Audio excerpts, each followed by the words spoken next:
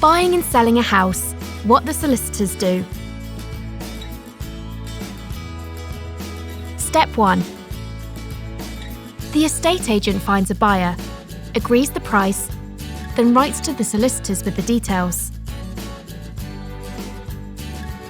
Step 2. They write to their clients with their terms of business. To protect against property fraud, you'll have to provide ID to prove it really is you. You may also have to show how you acquired the money, so it is clear it is not the proceeds of crime. Step 3. If you're selling, you'll get some property forms to fill in, giving information about the property, such as if you've had new windows, an extension, or flood problems. You'll also fill in a form confirming what items you'll leave at the property. Step 4.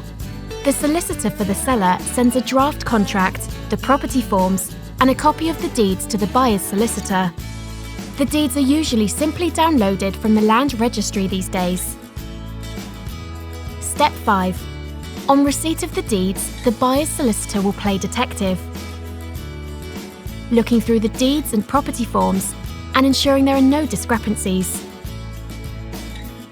They'll check for any rights of way you have over neighbouring land, for example, a shared drive or a shared back lane. They'll look into rights that neighbours may have over your property, for example, a right to use a shared path. They'll check for private agreements in the deeds that restrict you doing things such as building an extension.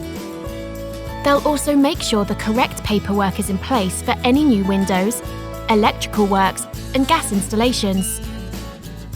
Inquiries are then raised with the seller's solicitor to iron out any discrepancies. Step 6.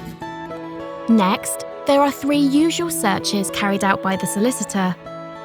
A local search, which reveals things such as building works done to the property, an environmental search, which reveals whether the property may be built on contaminated land, and a drainage and water search, which shows where pipes run and confirms whether the property is connected to the mains.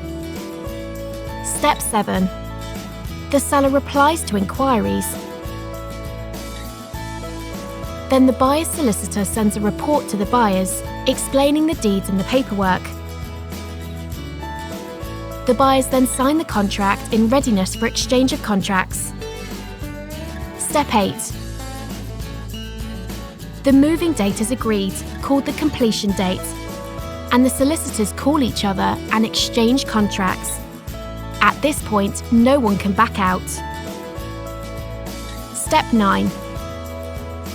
On the day the sale completes, the purchase monies are sent via the banking system. Once it arrives with the seller's solicitor, the estate agent is called to say that the buyer can have the keys. This is usually around midday, but can sometimes take longer. Step 10. The seller's solicitor then repays any mortgage and also pays the estate agent. The buyer's solicitor will register the change of ownership with the land registry.